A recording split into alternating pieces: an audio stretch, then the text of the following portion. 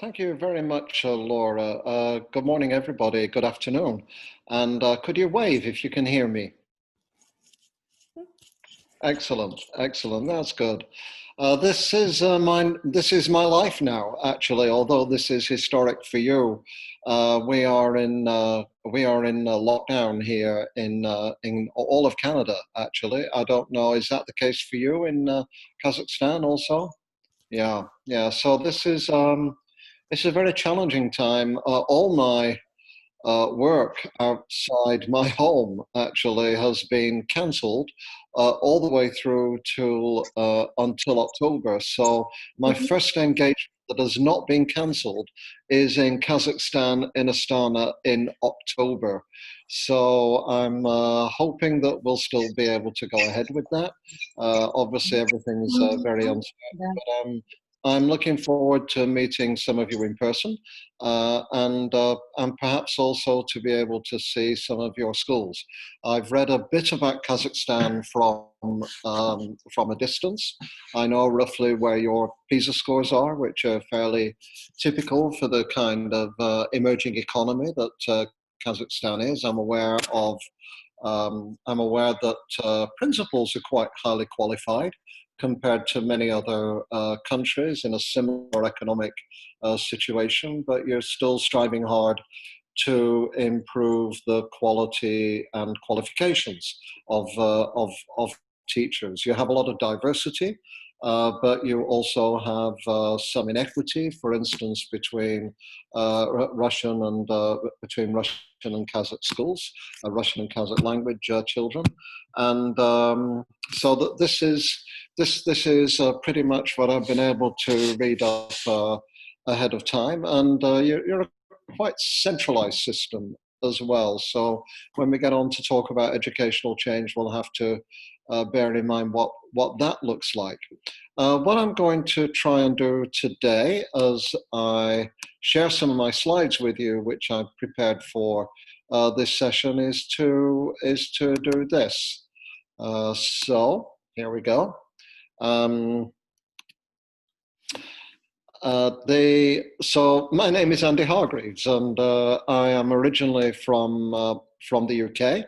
I moved to Canada in my 30s with my family to work at the University of Toronto. Then moved to Boston College in the United States for 15 years and have just moved back. I've been in educational research since my mid to late 20s, and I grew up in a small community in northern England, in a working class home, working class family, and which I've just written about actually in this memoir, which is coming out on the 1st of June, Moving, a memoir of education and social mobility. It describes what it's like to grow up working class, for a period after my father died. We were on welfare for a number of years. My mother became very sick. In a sense, I started to take care of the family instead of the family taking care of me, and this was and the memoir talks about not only how that affected me and what the literature said about equity and social mobility, which is the opportunity to move in your lifetime from one position to another, but also talks about how that affects me now, basically in terms of my culture, my background, the way I am with people, what it's like to move from a working class beginning into a middle class life. And a big part of that narrative is about my schooling and about my education. And if you read the chapters on my primary education, you'll read about a magnificent teacher called Mary Hindle, who taught me when I was 10 years old and really inspired me to want to move into teaching and then into education.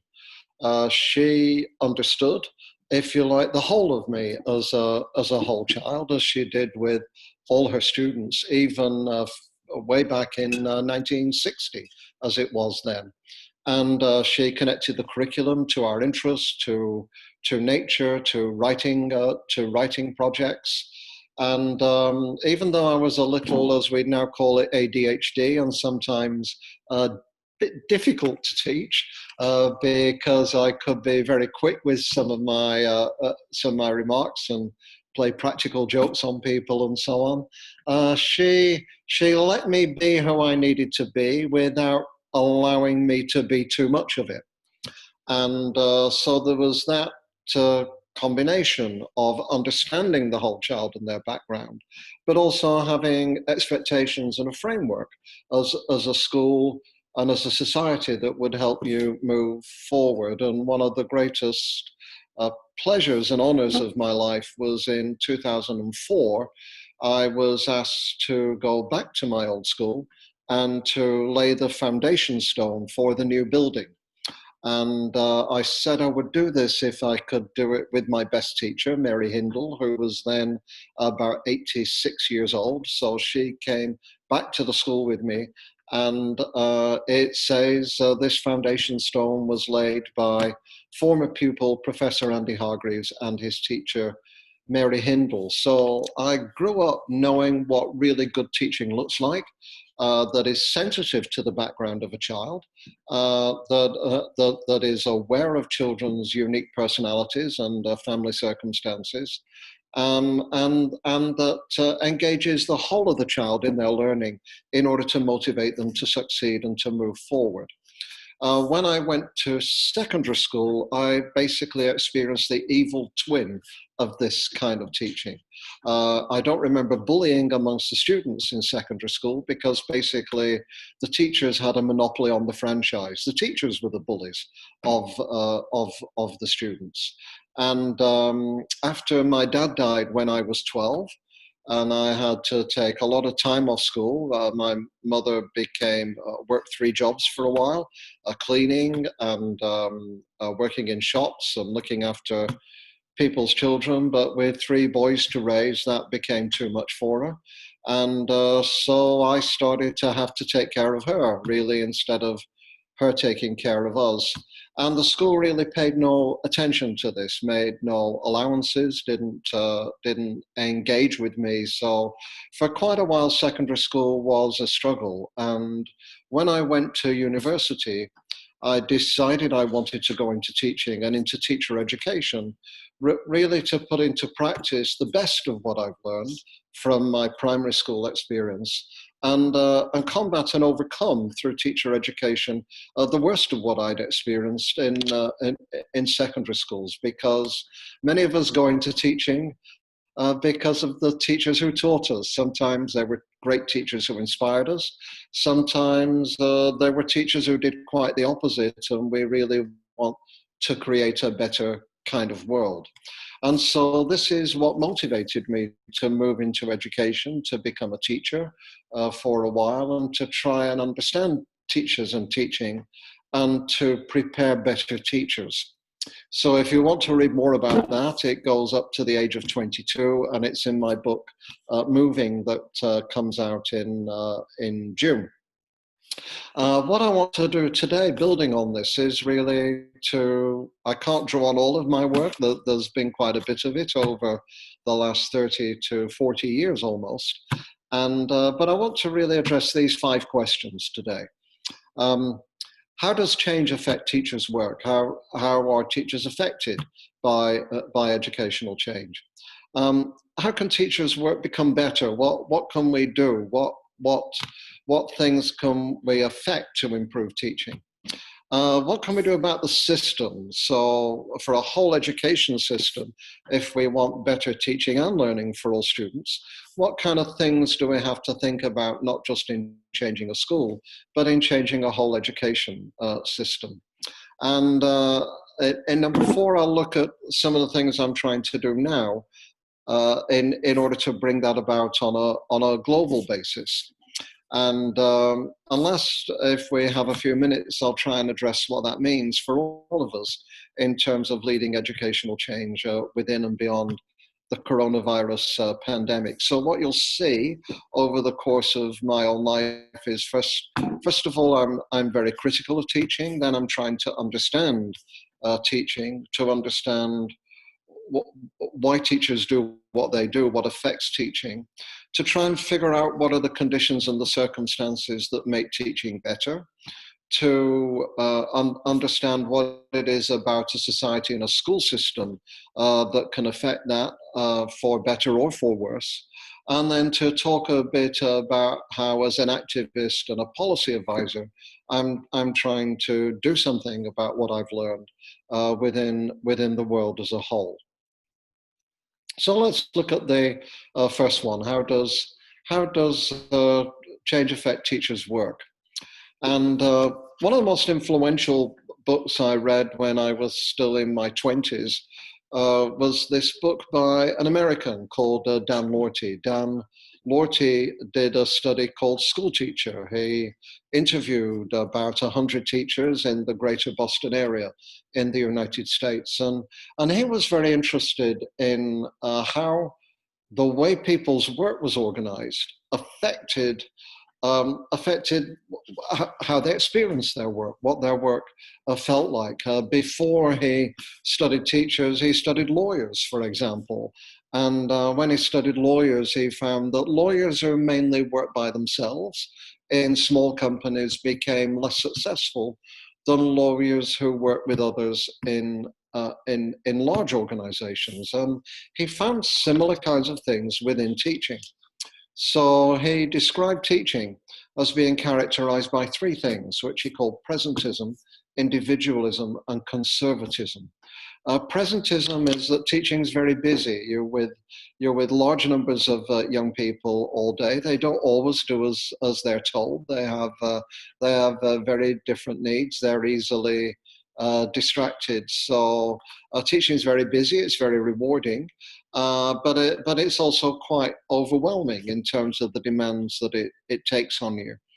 And teachers are on their own most of the time, he said. They're in separate classrooms, separate from each other. There's not much team teaching or collaboration with other teachers. And because you're on your own all the time in these very challenging circumstances, the result, he says, is not that most teachers become innovative, but actually they become quite conservative because they're worried about the noise levels getting up in their classroom, and other teachers coming in to complain. And they don't really have time to think about the big picture or to think about the long term, because they're so focused all of the time on the immediate needs of their individual students. They find teaching rewarding, but they tend to get it from heroic cases of children's lives who they've turned around, rather than a more systemic view as to how the results or the learning of students overall are improving over time. And so when I moved to Canada, from having worked in a number of universities in England, I became very interested in one of the questions that Lorty and people after him put, which is, so if individualism is one of the main reasons why teaching is conservative, what would happen if we could actually find some environments where teachers were more collaborative? And in particular, one of the things that researchers had said is that one of the reasons teachers don't collaborate as much as they should is simply because they don't have the time. They're with their students all day. They're exhausted at the end of the day.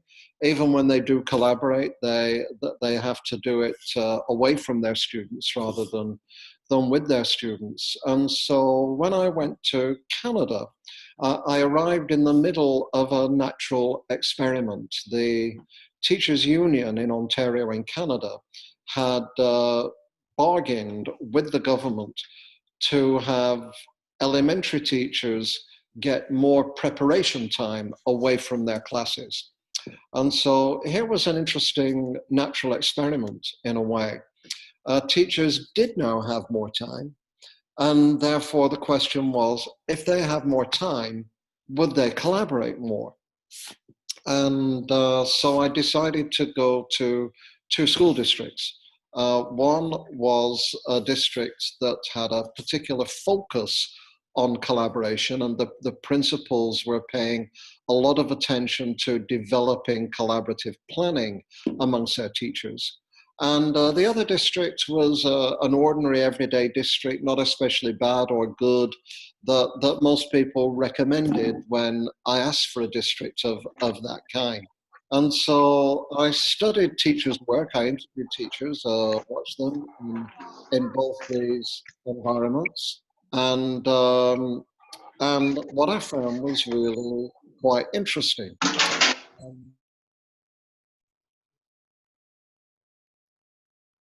Okay, can everybody still hear me? Yes, Andy, I'm wondering whether you will share the slides with us. The slides? Can you see the slides? Not yet, not yet. You can't see. Okay. Well, thank you for asking. I thought I had. So let me try again. Mm-hmm. Can you see them now? Yes.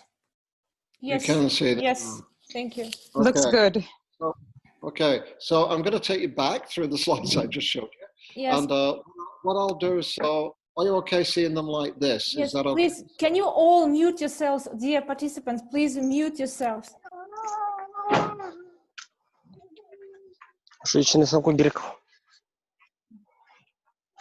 Okay. For new.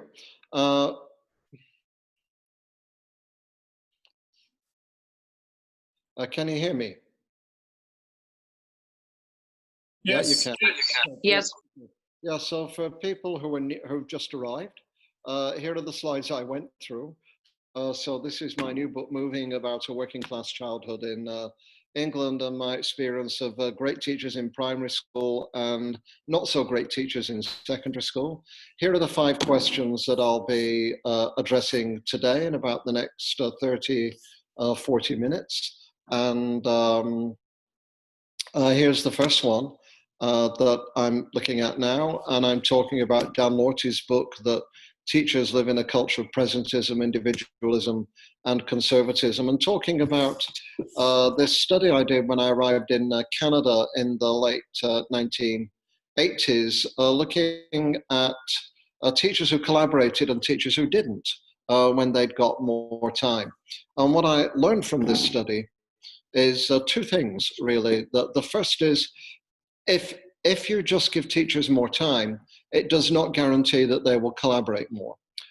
Because we found in the district that didn't have a focus on collaboration, the teachers just carried on working individually. They graded more papers, they phoned the parents, they put better displays up on the walls. They just did more individual work, but it wasn't quite so stressful as it used to be. The teachers, where they're in a district where the leaders helped them focus on collaboration, did collaborate more. So time itself does not guarantee that teachers will collaborate more. You need a leadership to ensure that happens, either leadership from the principal or leadership from teacher leaders within the school. The other thing we found in this study is that when teachers collaborated, they didn't always collaborate in the same way. In some schools, principals were very good about setting the terms and conditions for collaboration, but then really giving teachers lots of freedom about how they collaborated together and what the results of the collaboration would be. The principals took responsibility for the results of the collaboration and the quality, but they didn't micromanage teachers' time in how they collaborated together. In some other districts, though, in some other schools, though, within this collaborative district, the principals became over enthusiastic, over zealous, and they wanted to tell the teachers when to collaborate, or where to collaborate, who to collaborate with, what to collaborate about, and when the results of the collaboration should be. And we call this contrived collegiality or artificial collegiality. And when principals micromanaged the collaboration too much. The result was that actually teachers didn't like it, and so they ended up collaborating less rather than collaborating more. I think in this day and age, we see some of this phenomenon with things like data teams, for example, where if principals are just obsessed about the results and the performance and the gaps and narrowing the gaps, teachers really don't enjoy the collaborative experience. But if all kinds of data are used, including qualitative data, pictures of what it is that the children have produced and so on, then teachers are much more motivated and more engaged. So we were learning from this that the conditions we create in teaching, this is the kind of thing we now know from the OECD TALIS studies, the conditions we create in teaching of time, of leadership, and of a leadership that sets expectations for collaboration, but really respects and builds on the professionalism of teachers, can create a job that is not only more rewarding for the teachers, but the evidence pretty consistently still indicates actually produces better results and learning outcomes for the students.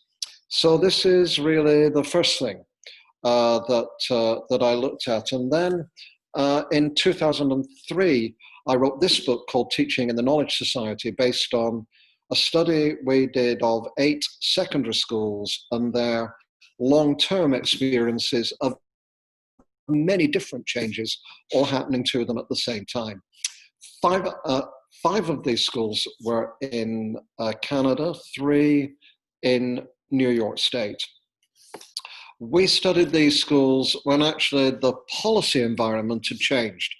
And so in Canada, there was a conservative government. In America, there was a state government that was focusing on standards and testing. So we're now looking at what happened to teachers when the environment became more standardized. There were more high stakes tests that in a way constrained their performance and affected their motivation. And in Canada, at least, there was an environment which politically that became very critical of teachers and started to blame teachers for alleged poor quality in teaching. And also the government took time away from teachers.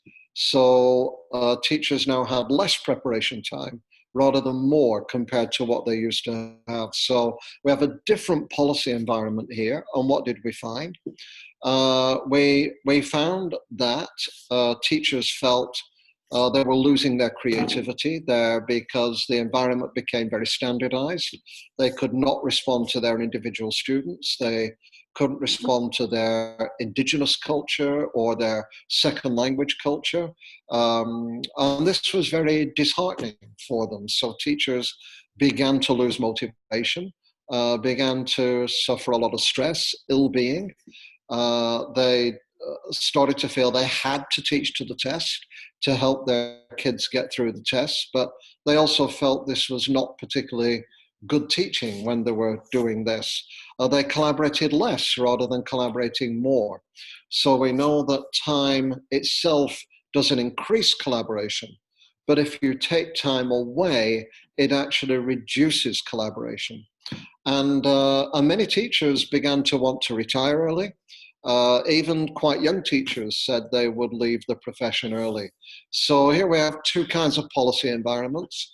One that encourages collaboration, and we've seen what the results of that can be in time, conditions, and leadership, all the things that the OECD TALIS studies talk about now.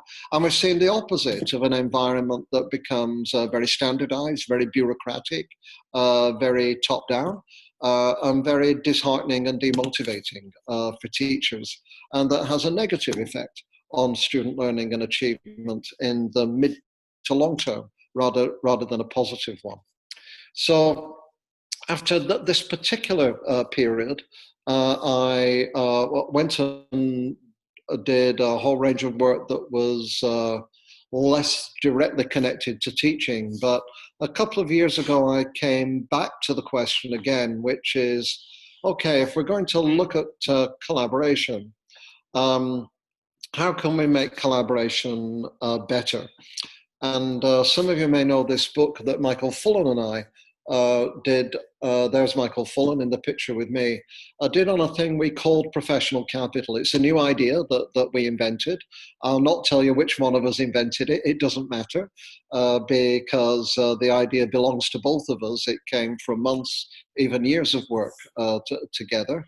And our idea of professional capital was really in opposition to what was happening to teaching in many parts of the world. In many parts of the world, there was a movement that is in an organization called Teach for America or Teach First in England, or Teach for different societies. And the movement was to bring teachers into teaching for 2 or 3 years, not with university preparation for teaching, but with a short training program over the summer.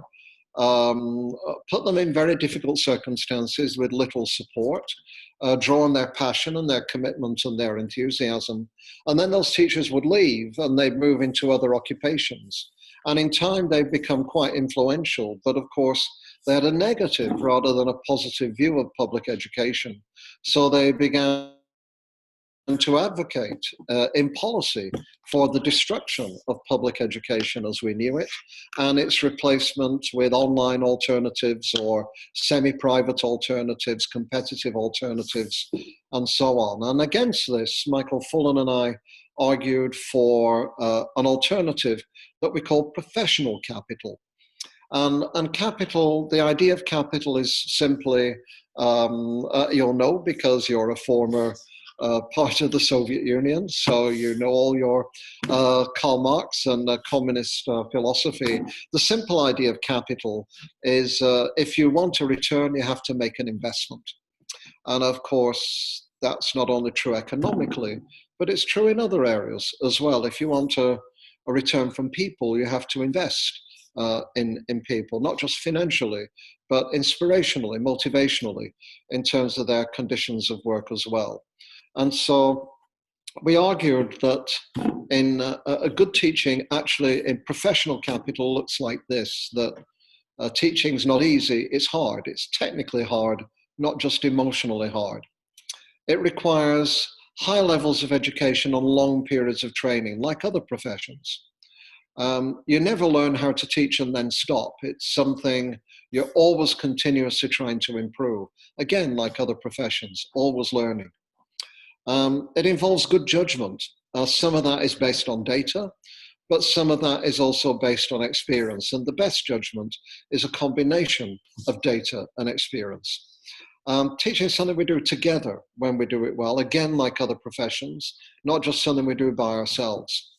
And although, as we're learning in coronavirus, technology has an important place as part of teaching and learning, it doesn't, in professional capital, it doesn't replace teaching and learning, but it enhances and expands good teaching and learning. And we express this as 3 kinds of capital. Human capital is all about how you are as an individual, how well qualified you are, how smart you are, how dedicated you are.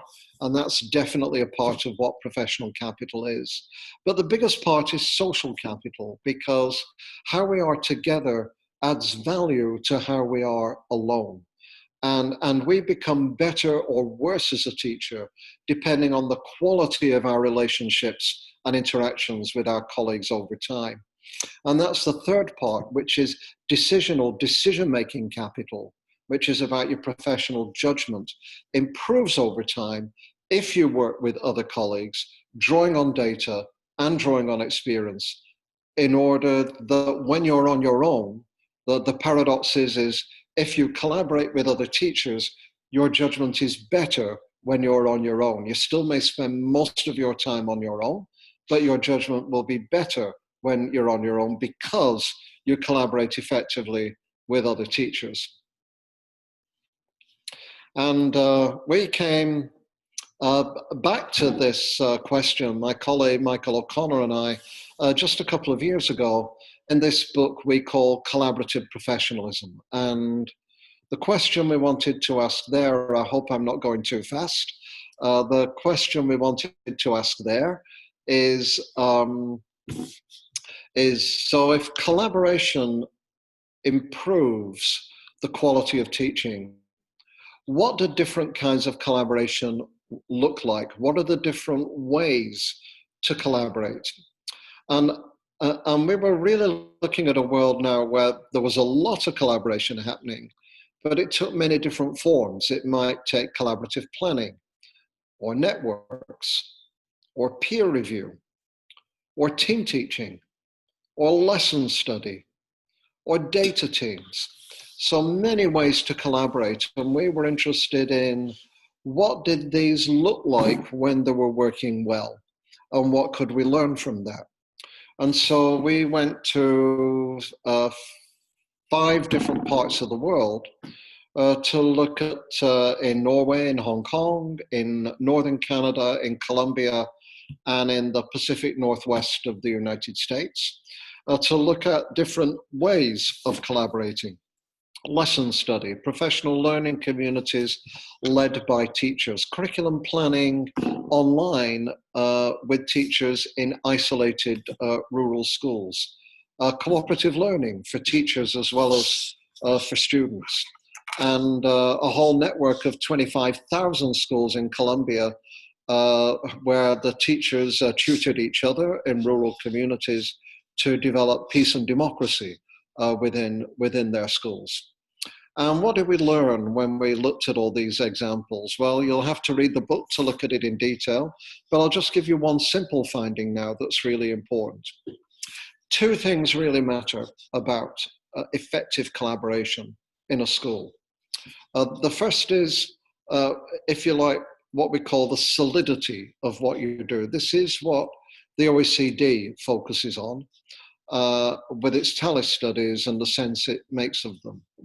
And the solidity is about the quality of what you do, whether you provide feedback to your teachers, whether your teachers provide feedback to each other, whether you use data to inform your instruction and your planning. So the solidity is all about the technical side of collaboration, the way you structure the interactions, the things that you look at together. The equally important side, though, is the solidarity side. And the solidarity side is really about the quality of relationships, the level of trust, the degree of mutual support that teachers have for each other, especially in difficult circumstances. It's easier to have policies on the second aspect, the solidity. But if you have that without any solidarity, what you will find is the quality of the interaction is very poor. Try, for example, getting feedback from somebody you don't know. Even worse, from a principal you don't trust or don't even like. So to do the procedures well, the quality of the relationships also have to be strong. But most policies tend to focus only on the procedures. The solidarity side is really about building the leadership that can inspire and bring together a community of high expectation and high trust and high support and high confidence in the teachers as professionals to collaborate effectively together. But if you have only solidarity, but don't have specific things for teachers to do or protocols to help them interact in a rigorous way, teachers will tend to avoid difficult conversations because they're afraid of insulting each other or giving each other critical feedback on their practice. So solidarity without solidity can be vague.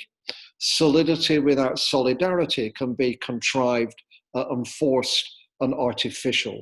And the power of effective collaboration is to bring these 2 things together.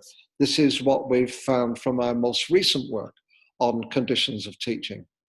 And you can read about that in a journal which is open access, free online, called Phi Delta Kappan. You can get it off my website as well, worldwideweb.andyhargreaves.com, on solidarity and solidity. That's if you don't want to read the book. And if you have no time for the book, you'll also find some 2 to 4 minute videos on my website that explain this idea very simply to people.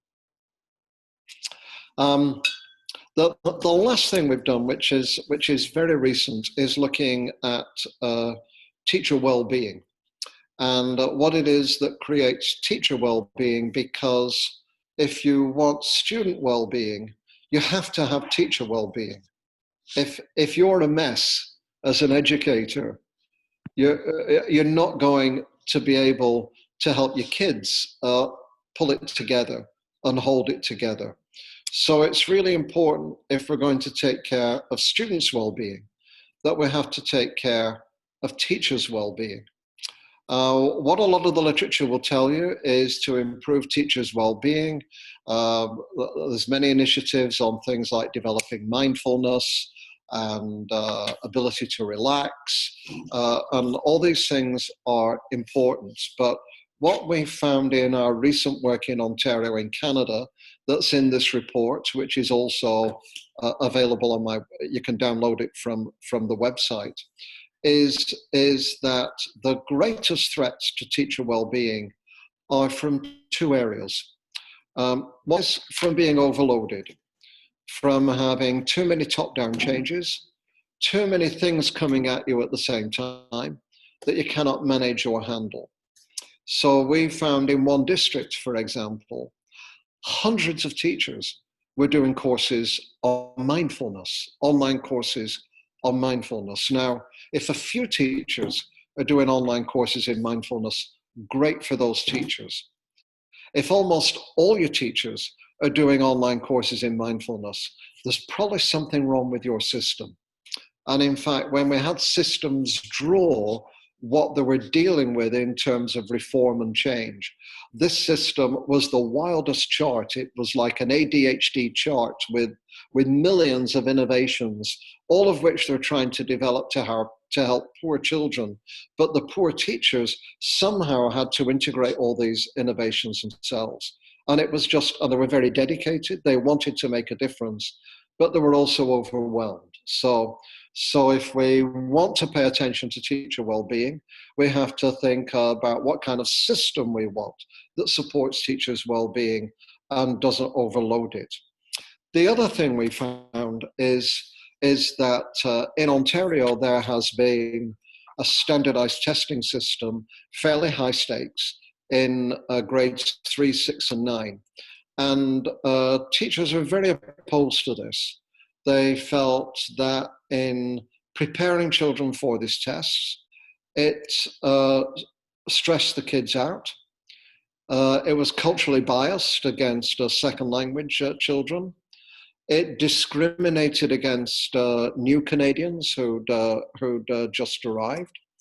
And because it created anxiety amongst their children, it created anxiety amongst teachers. So a second thing about teacher well-being is you get ill-being if teachers have to teach things they do not believe in, that they believe are bad for their children rather than good for their children. So you need a system. It can be centralized, it can be less centralized, but it has to be a system that teachers truly believe in, that they feel is good for their children and not harmful for their children.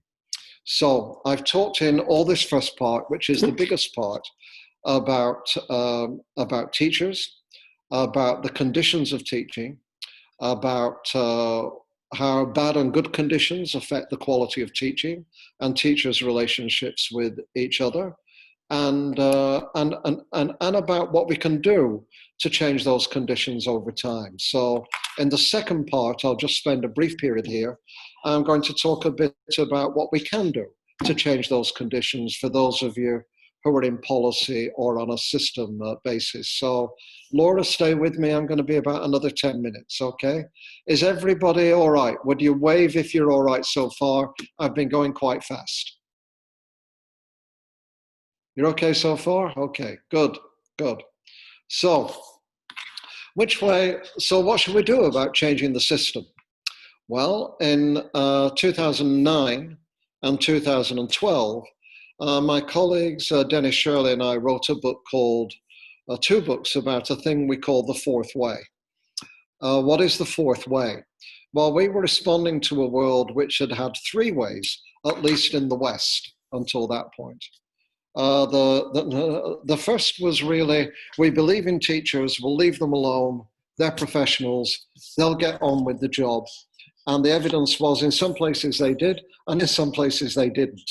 So there was innovation, but no coherence or consistency. And so then along came the second way in many countries. Margaret Thatcher in England, Ronald Reagan, then the Bushes in the United States.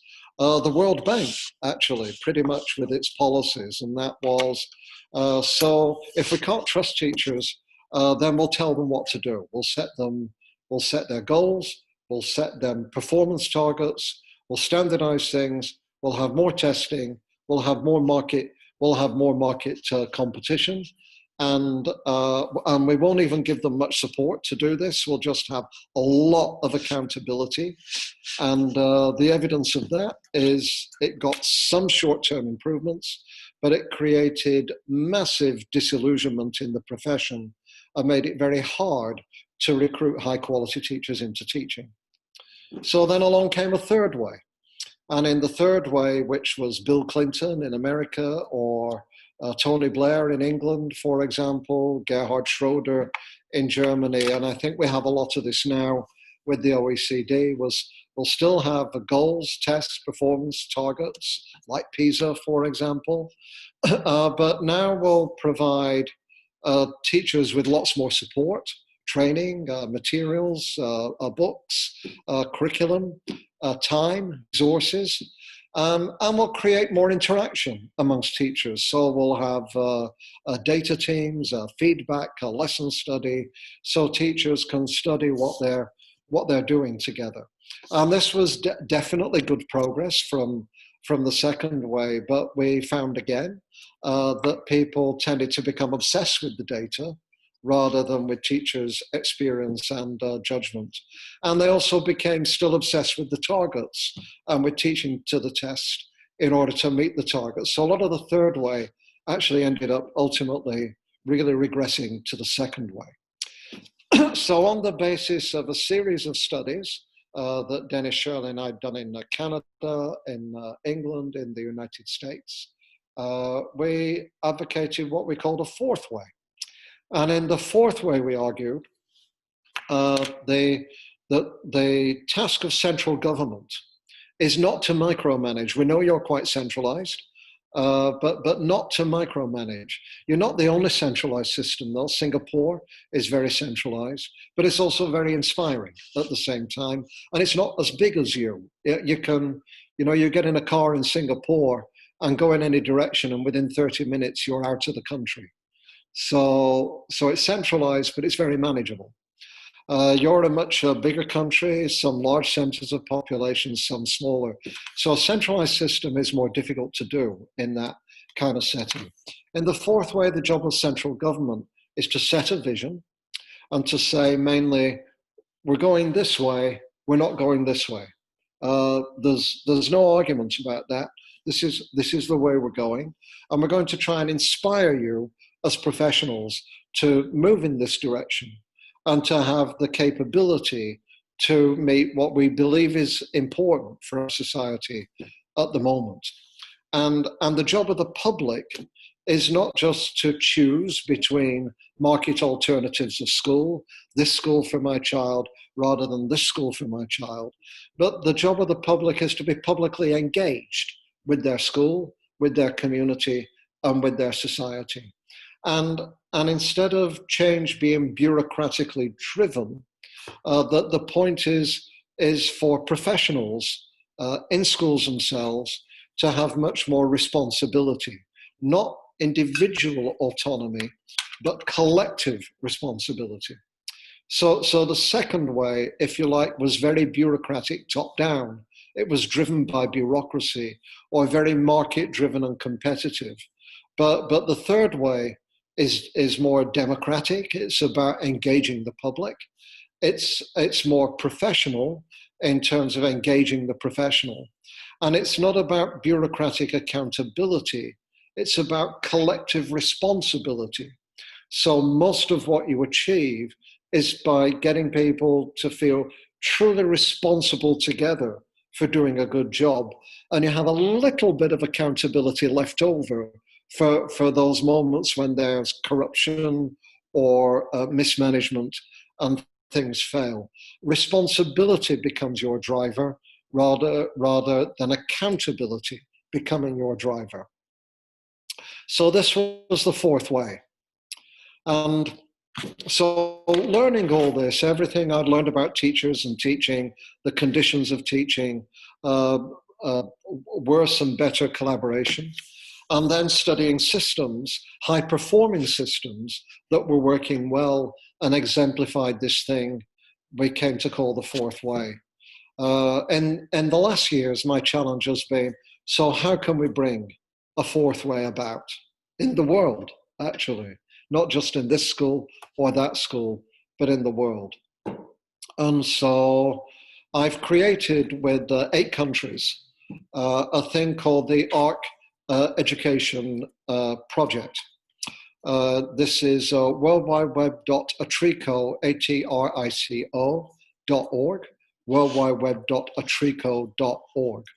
Each of these countries pays $30,000 so that we have a secretariat at the University of Ottawa. And we are united by 3 things. First is we have an annual summit in a different country where systems ministers, deputy ministers, and the heads of teacher unions engage in peer learning together that we facilitate in an environment of high trust, complete openness, and total confidentiality. And so they coach each other on problems of practice. This is collective responsibility among countries. How can they do this?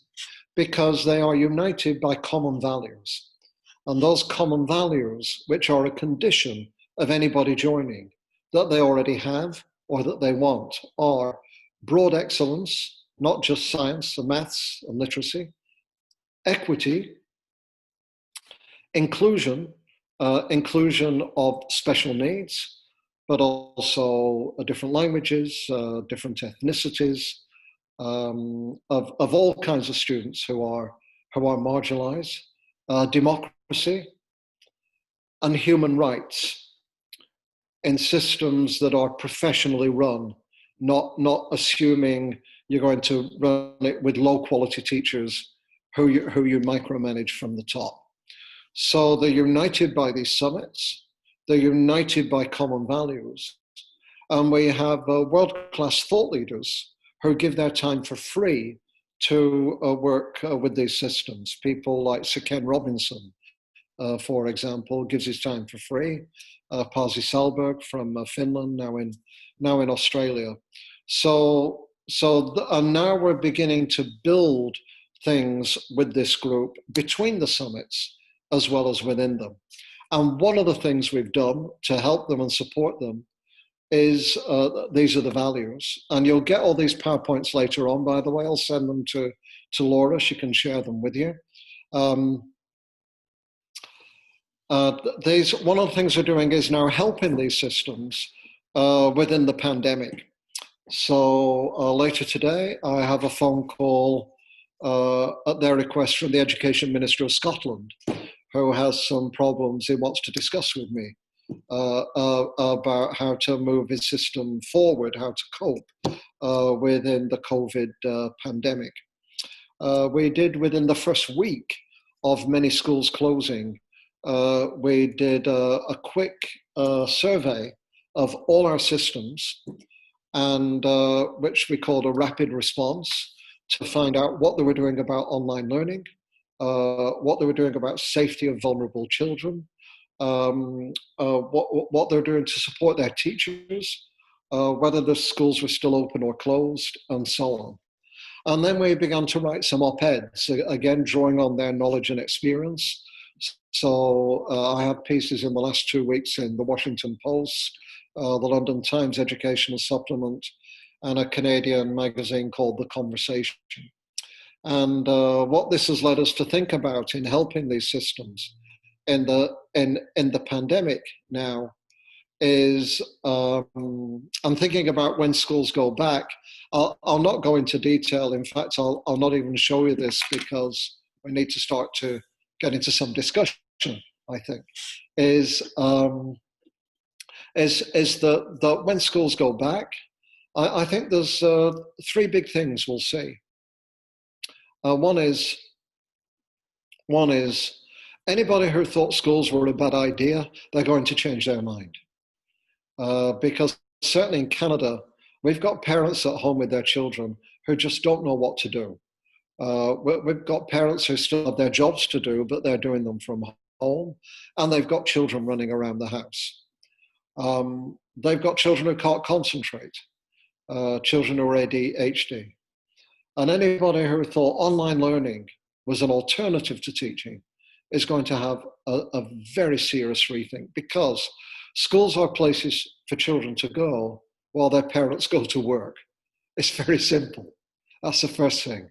The second thing is schools are places where you get care and community.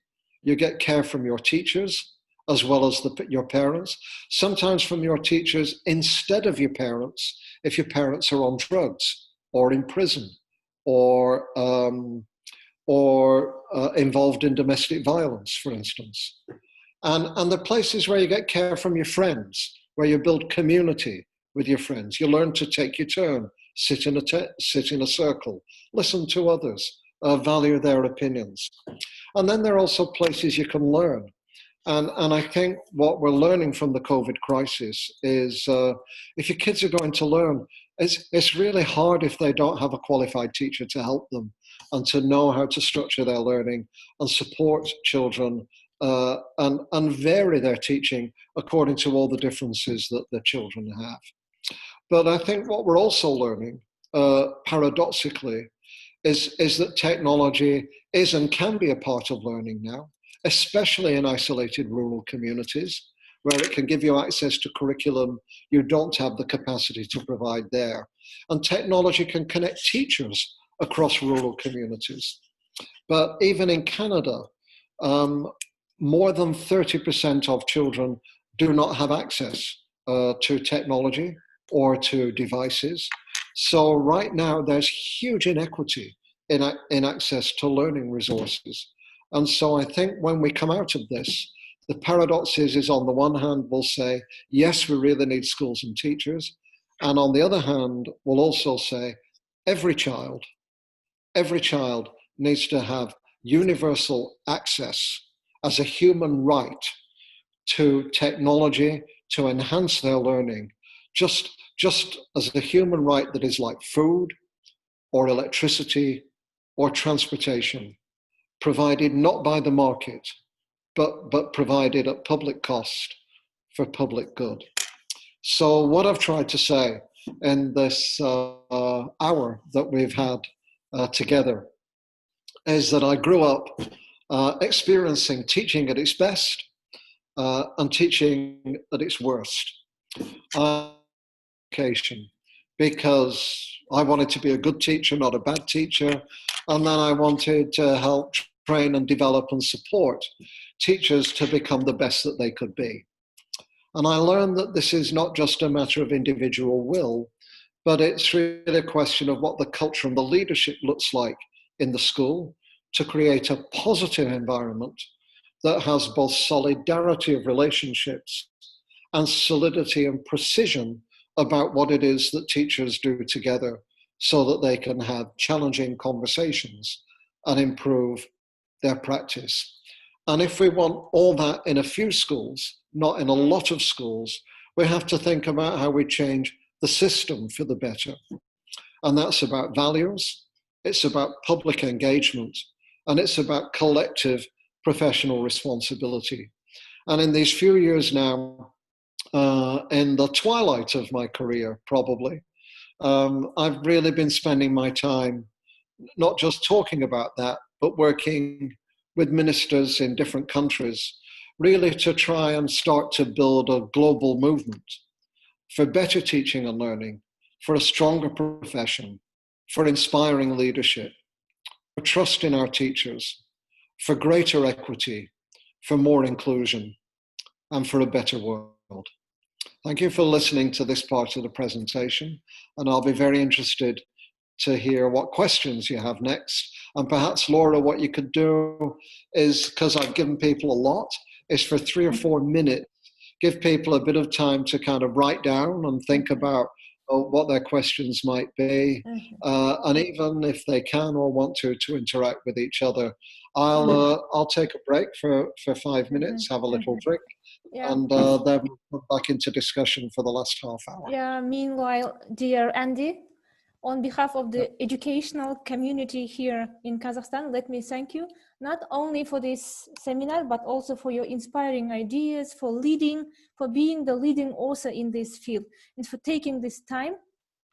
I know that you are always busy, but taking this time to talk to us. And now I understand the feelings and the emotions of other scholars, other colleagues who've been previously reading you a lot, who know you, but today's meeting is different. It is a lively meeting and it's personal experience. Thank you for sharing your autobiographical segment too. And now, yes, let's give some time to our colleagues before they can pose their questions here. And I'll be reading your chats. I'll be reading what you've put in chat. All right. Okay. Yeah. Okay. So I'll mute myself now. I'll be reading chats, and then we'll come back together in about 5 minutes. And let me also thank dear Dushon for connecting me, for introducing us to each other, and also facilitating this research seminar. Dushon, thank you so much. No problem, Andy. It's wonderful to see you, Andy. And also, I've noticed Professor Jane Knight. Yeah, Dushon, wonderful to see you also. Fantastic. Thank you.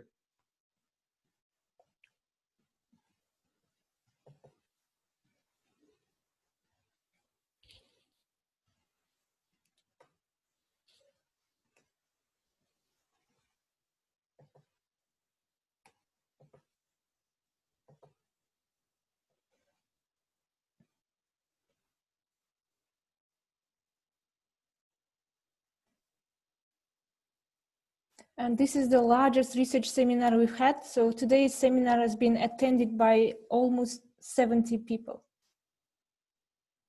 Yeah.